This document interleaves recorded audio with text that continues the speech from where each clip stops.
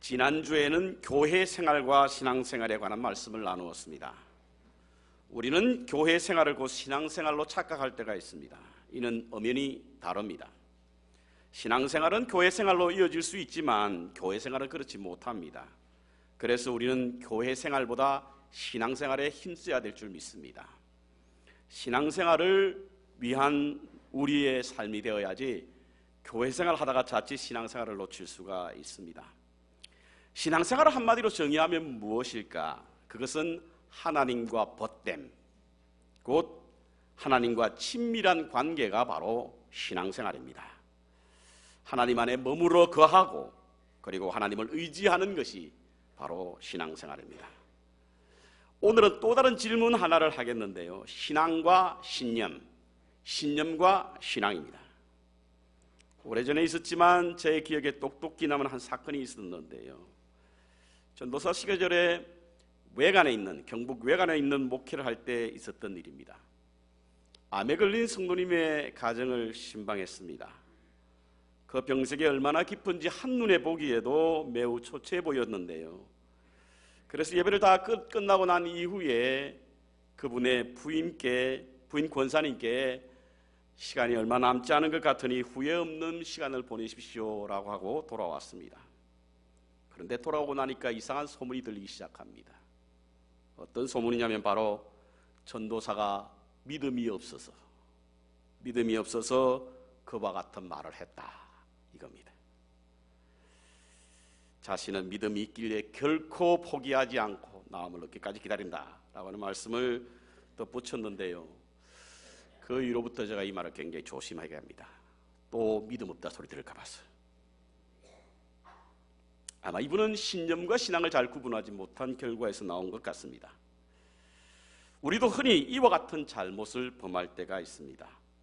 믿지 않으면 일어나지 않을 것만 같아서 억지로 내 생각으로 의지적으로 아멘, 믿습니다 라고 하는 것은 바로 신앙이 아니라 신념입니다.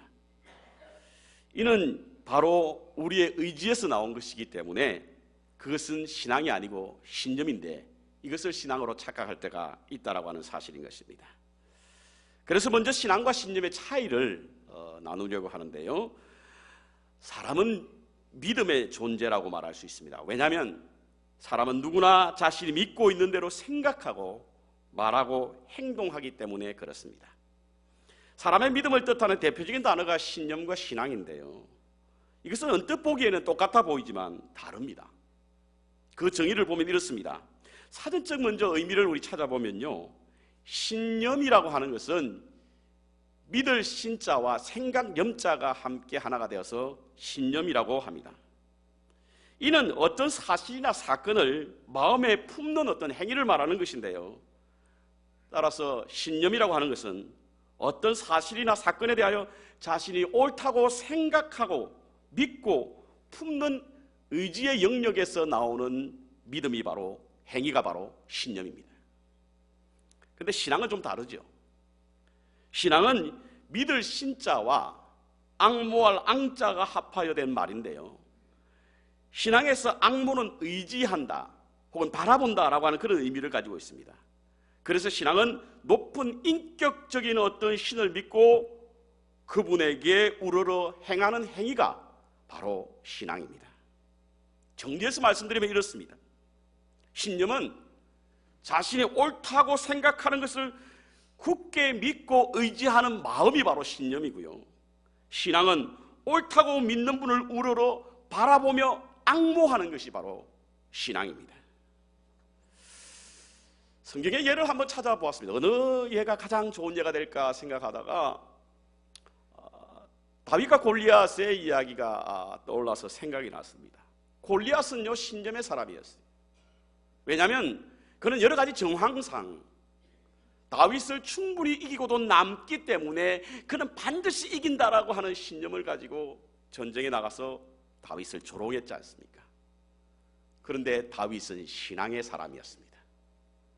비록 정황상 여러 가지 여건이 나쁘다고 할지라도 하나님이 나와 함께 하심으로 주님을 바라봄으로 말미암아 반드시 이길 수 있다라고 하는 믿음을 가졌던 것이 바로 신앙이라는 사실인 거예요. 신령과 신앙은 이렇듯 다릅니다, 여러분. 좀 더 설명을 해보면 이렇습니다. 우리 인간은 성경의 표현에 의하면 영과 혼과 육이 있다고 말하지 않습니까? 그러니까 육체는 우리의 몸을 말하는 것이고 혼은 우리의 정신 혹은 의지, 생각을 말하는 것이고 영은 하나님의 영을 말하는 것입니다. 혼에서 나오는 것, 곧 정신이나 의지나 생각에서 나오는 것이 무엇이냐면 바로 신념이에요. 그러나 하나님의 영에서 나오는 것이 바로 신앙입니다. 하나님을 믿는 사람들은요, 신념을 가지는 것이 아니라 신앙을 가지는 것입니다. 긍정적인 생각, 이것은 긍정적인 생각으로 말미암아 어떤 힘으로 성취하고 이루는 어떤 그런 성공하는 예가 있는데, 이것은 바로 신앙이 아니고 신념이에요. 예를 들어 하나님을 믿는 사람이라면 그가 믿고 생각한 대로 모든 것이 다 이루어질 것이라는 것은 신념이 신념. 하나님께서 우리의 기도를 반드시 들어주시겠다고 하는 것도 신념입니다. 그것보다는 우리가 하나님을 바라는 것이 신앙이에요. 하나님께서 하나님을 의지하고 하나님이 이루어질 것을 우리가 바라는 그 자세, 이것이 바로 신앙이라고 하는 것입니다. 그래서 신앙, 곧 믿음은요, 가지는 것이 아니라 하나님의 은혜로 주어지는 것입니다. 내 노력으로, 내 의지로 가지는 것이 신앙이 아니라 하나님께서 주시는 조건 없이 자격 없는 우리에게 주시는 은혜로 말미암아 얻어지는 것이 바로 신앙이에요. 믿어라! 믿음이 생깁니까? 의지적으로 내가 믿어야겠다는 생각을 하실지 모르겠지만 믿음은요, 하나님의 은혜로 내게 다가오심을 통하여 가져지는 것이 믿음입니다. 그것이 신앙이에요. 오늘 본문에 나오는 이 말씀은 주로 사순절 기간에 묵상하는 말씀입니다. 예수님은 3년 동안 제자들을 잘 가르치셨습니다. 그리고 사역의 마지막에 이르자 그동안 공부한 것을 시험합니다. 그 시험지의 내용은 뭐냐면 너희가 나를 누구라 하느냐. 너희가 나를 누구라 하느냐. 베드로가 역시 성질이 급한 사람이죠. 주님이 바닷가에 걸어오실 때에 자기도 주님을 만나겠다 바닷가 펄쩍 뛰어내렸던 사람이 바로 베드로 아닙니까? 베드로가 나왔습니다. 주는 그리스도시요 살아계신 하나님의 아들. 어쩜 그렇게 주님이 원하시는 답을 착하게 토시 하나 틀리지 않고 맞추었는지 주님은 얼마나 기뻐하시는지 모릅니다. 그래서 이렇게 말씀하신 거예요. 이를 알게 하신 이는 혈육이 아니요 신념이 아니요 하늘에 계신 내 아버지의 신앙이다. 이런 인간의 지혜가 아니라 하나님이 주신 것이라고 믿었던 거예요. 그래서 주님은 베드로를 크게 축복하셨지 않습니까? 이름을 바꿨죠. 시몬에서 베드로로. 어떤 목사님은 이 이름 바꾼 것을 뭐라고 표현했냐면 짱돌에서 바위로 바꿨다 이렇게 이야기합니다. 짱돌에서 바위로. 그리고 그 위에 내 피로 갖추고 세우신 교회를 세우겠다. 흔들리지 않는 교회, 영원한 교회 뿐만 아니라 천국 열쇠. 천국 열쇠가 뭡니까 여러분? 주님이 주님을 주시겠다는 거예요. 성경은 예수님의 표정은 말하고 있지 않기 때문에 어떤 표정으로 말씀하시는지 우리는 알지 못합니다. 하지만 전체 문맥으로 본다고 한다면 주님은 매우 상기된 표정이었고 흥분된 의조로 베드로를 칭찬하셨습니다. 그런데 말이죠, 이렇게 감동에 젖은 예수님의 마음에 찬물을 끼얹는 그런 말씀이 곧이어 이어지는데 오늘 본문 말씀입니다. 이렇게 칭찬하시면서 흥분된 마음을 가지고 있는 예수님께서 이젠 됐다, 이젠 제자들에게 십자가의 길, 순교자의 삶에 대하여 가르쳐도 되겠다. 그래서 오늘 본문에 이렇게 말합니다. 이제부터 예수 그리스도께서 자기가 예루살렘에 올라가 장로들과 대제사장들과 서기관들에게 많은 고난을 받고 죽임을 당하고 3일 만에 일어나야 할 것을 제자들에게 비로소 가르치시니. 비로소 가르친 거예요. 이 정도 믿음의 텃밭이면 충분히 예수님의 사역에 대해서 이해하겠다. 이 정도의 신앙이면 이들은 충분히 주님이 왜 십자가의 길을 걸어가야 하고 그리고 죽임을 당하셔야 하며 사흘 만에 부활하실 것을 말해도 되겠다 생각한 거예요. 그런데 22절에 어떻게 되었습니까? 베드로가 예수를 붙들고 간하여 가로되 주여 그리 마옵소서. 이 일이 결코 주에게 일어나지 아니하리라. 결코 미치지 아니하리라. 왜 베드로는 이와 같은 마음을 가졌겠습니까? 예수님께서는 방금 전에 그렇게 칭찬했던 베드로를 향하여 사단아 내 뒤로 물러가라. 사단아 내 뒤로 물러가라. 금세 축복과 약속은 사라지고 책망과 비난을 하신 겁니다. 도대체 예수님께서는 왜 이렇게 베드로에 향하여 실망하셨을까? 그것은 바로 베드로가 했던 고백은 신앙의 고백이 아니라 신념의 고백이었기 때문에 그렇습니다. 다음 절에 예수께서 하신 말씀을 통해서 알 수 있습니다. 내가 하나님의 일을 생각지 아니하고 도리어 사람의 일을 생각하는구나. 신앙은 하나님의 일을 생각하는 것이고요, 신념은 사람의 일을 생각하는 거예요. 그래서 신앙은 하나님 중심적인 것이고 신념은 인간 중심적인 것입니다. 우리가 신앙과 신념을 잘 구분하지 못하는데요, 어디에서 알 수 있냐면 우리의 고백과 우리의 신앙이 그 중심에 누가 있느냐에 따라 다른 겁니다. 그 중심에 내가 있다고 한다면 신념을 가지고 따르는 거예요. 그 중심에 하나님이 있을 때 신앙입니다. 베드로가 주님의 길을 막은 것은 주님의 뜻을 헤아리기보다는 자신의 생각과 의지가 담긴 감정이 더 앞섰기 때문에 그렇습니다.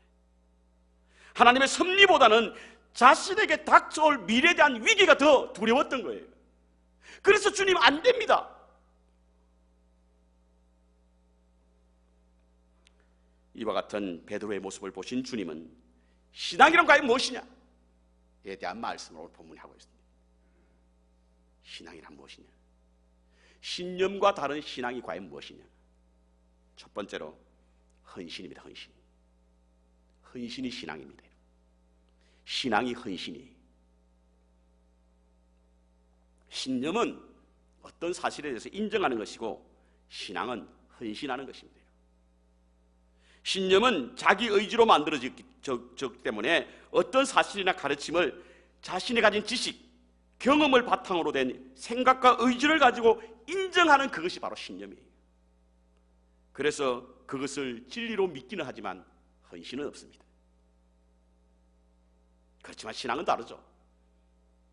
제가 지난주에 믿음이란 과연 무엇이냐에 관한 말씀을 나누면서 폴 틸리의 믿음이라고 하는 정의는 바로 궁극적 관심이다 이렇게 말씀을 드린 적이 있는데요, 이 궁극적 관심이란 뜻이 뭐냐면 관심을 갖는데 그 관심은 어떤 관심이냐, 부모가 자식에게 대한 관심을 갖는 것을 뛰어넘는 관심이라는 거예요.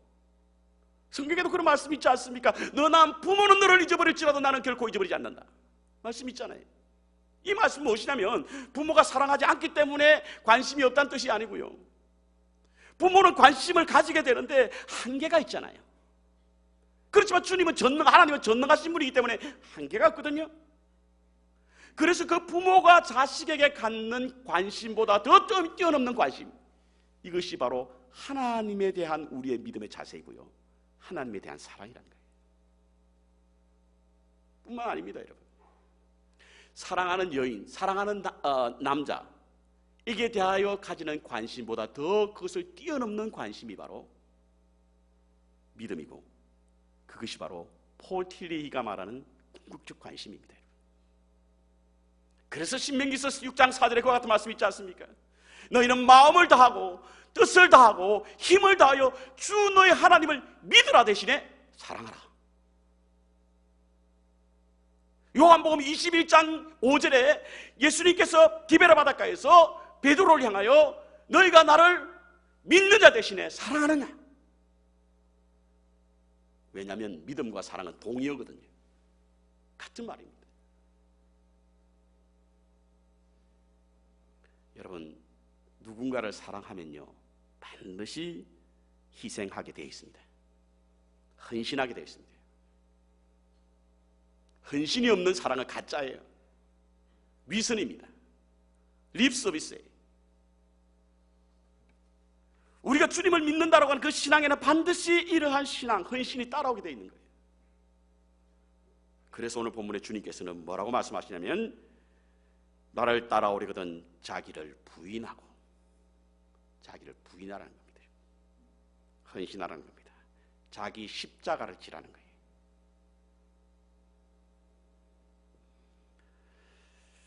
오늘 베드로는 주님의 사역을 통해서 그는 확신했습니다. 그는 매우 확신을 차서 주는 그리스도십니다 라고 고백했습니다. 살아계신 하나님의 아들입니다. 그러나 희생은 원치 않았습니다. 그래서 주님의 가는 길을 가로막은 거예요. 왜? 그는 신앙의 사람이 아니었고 신념의 사람이었기 때문에 그렇습니다.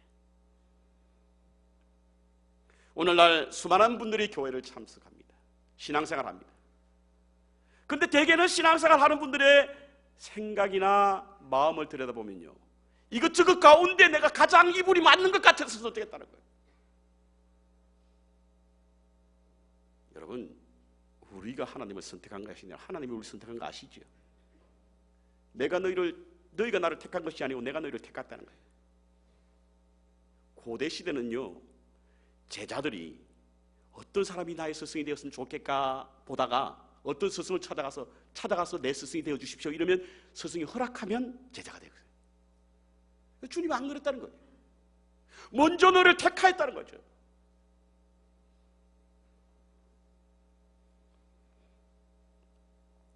주님이 구원자이심을 믿고 생명이 주님께 있다는 사실은 압니다. 그러나 희생은 없습니다. 이것은 신앙이 아니라 신념에 가득 차 있기 때문에 그렇습니다. 두 번째로, 신앙은 예수님을 따르는 것입니다. 신념은 지적 동의에 대한 수용이지만 신앙은 진리의 길을 따르는 삶입니다. 베드로는 예수님을 3년 가까이 누구보다도 지근 거리에서 따라다녔습니다. 주님의 표적도 보았습니다. 가르침도 받았습니다. 실제로 그도 경험을 했어요. 표적을. 사람들이 구름대와 같이 모여다니며 주님의 손이라도 한번 잡아보고 싶어하는 모습을 보면서 주님은 틀림없는 구세주이실 것이라는 사실을 알았습니다.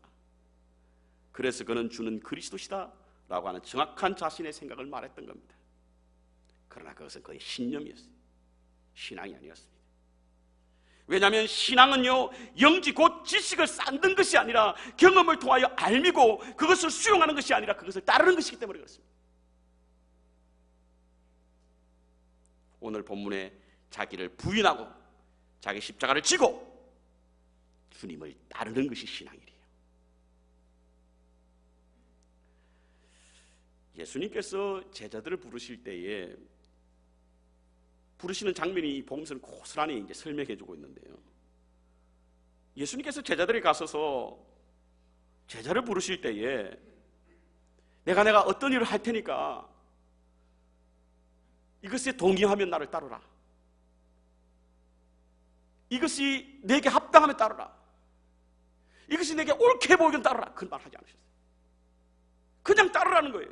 딱 두 마디 했습니다. 나를 따르라.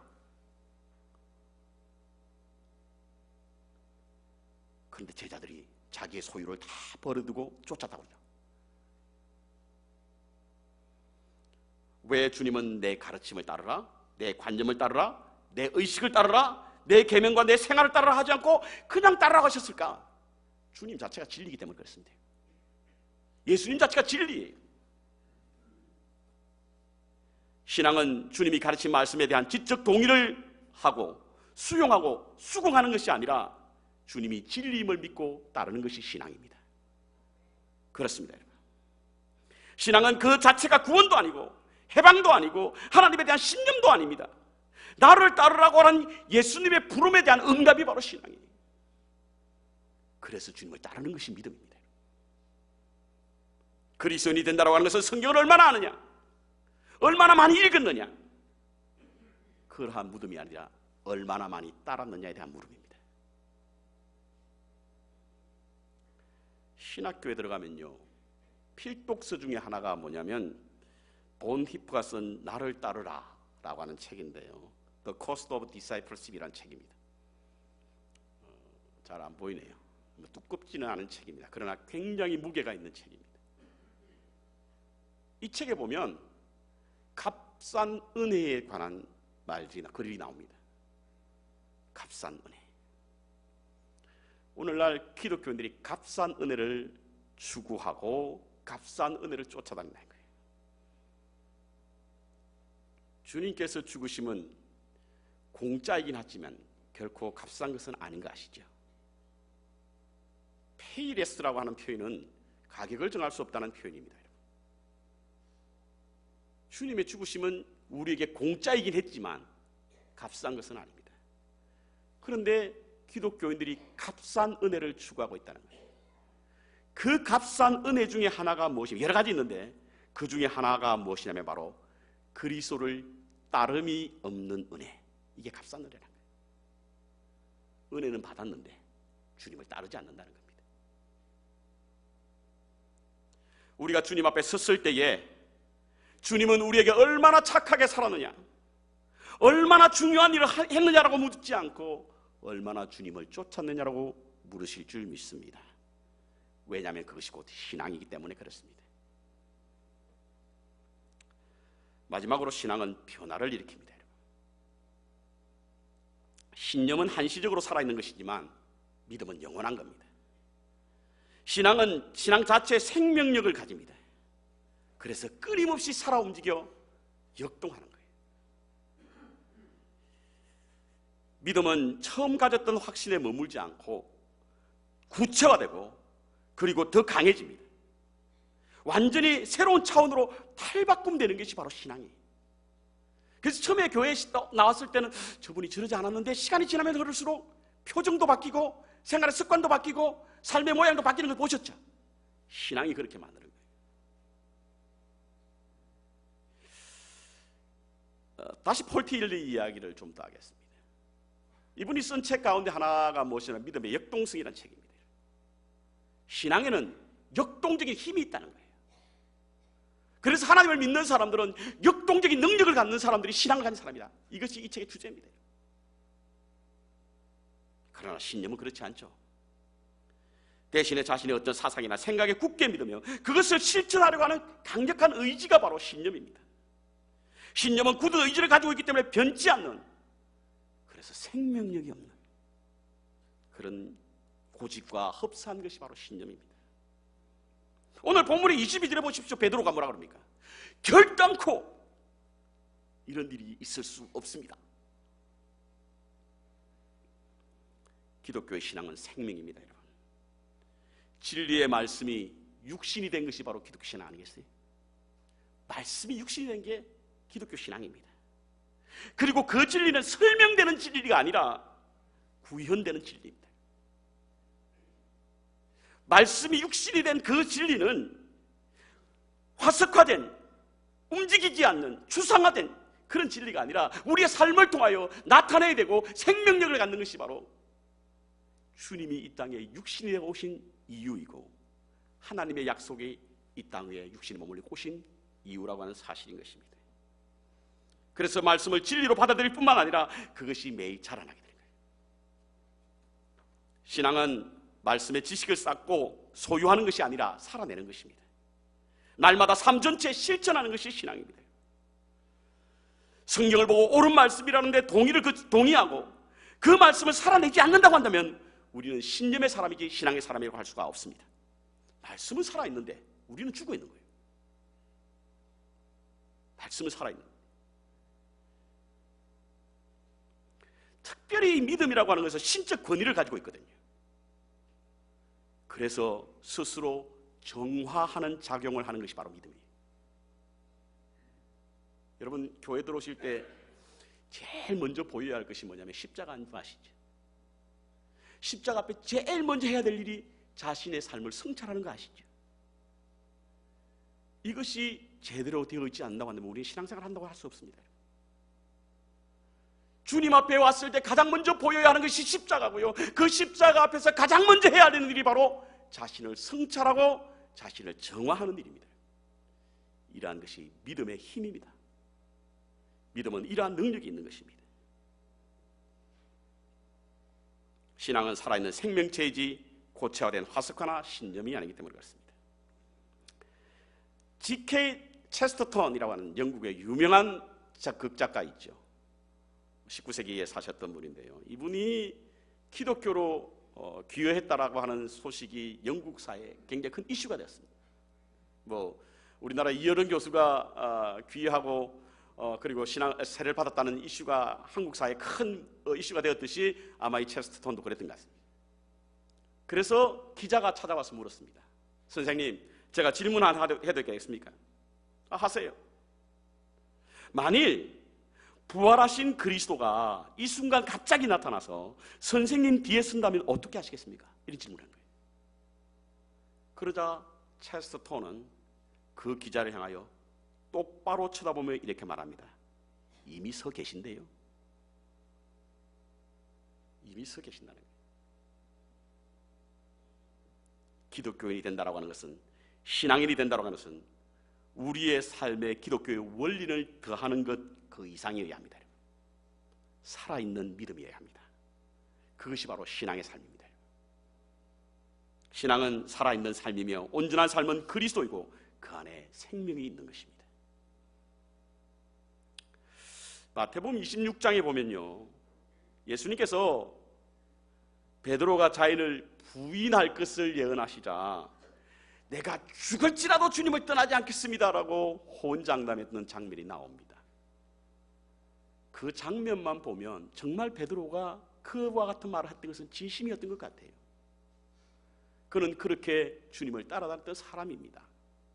그래서 끝까지 따라가고 끝까지 동행할 것을 다짐했던 사람이 바로 베드로였습니다. 그런데 그는 어떤 결과를 했습니까? 주님을 3번이나 부인했잖아요. 심지어는 한 비자, 계집종이라고 성경에 표현되어 있는데 이 여인의 기소해도 주님을 결단코 모른다고 부인했던 사람이 바로 베드로입니다. 왜?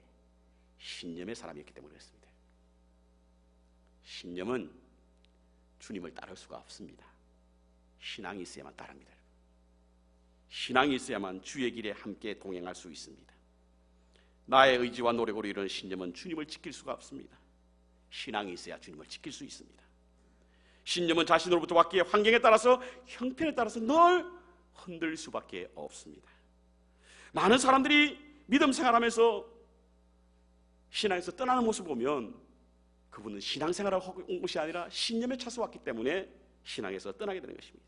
왜냐하면 자기 뜻대로 안 되기 때문에, 자기 생각대로 아니기 때문에. 신념은 종교이고 종교는 언제든지 바뀔 수 있습니다. 그러나 신앙은 절대 진리입니다. 그래서 변치 않는 것입니다. 우리가 중심이 되어 사람의 일을 생각하는 신념을 내려놓고 하나님이 중심이 된 하나님의 일을 생각하는 신앙의 삶을 살기를 결단해야 될 줄 믿습니다. 이를 위해 자기를 부인하고 자기 십자가를 지는 희생을 가지고 주님을 신뢰하며 진리의 주님을 따르는 것이 요구됩니다. 자신을 변화시키는 살아있는 믿음을 가지고 살아야 될 줄 믿습니다. 이것이 바로 주님의 길에서 주님과 동행할 수 있는 그러한 은혜의 삶입니다. 주님의 발자취를 쫓아가는 이 계절에 여러분과 제가 신념의 사람에서 신앙의 사람으로 바뀌기를 주님의 이름으로 축원합니다.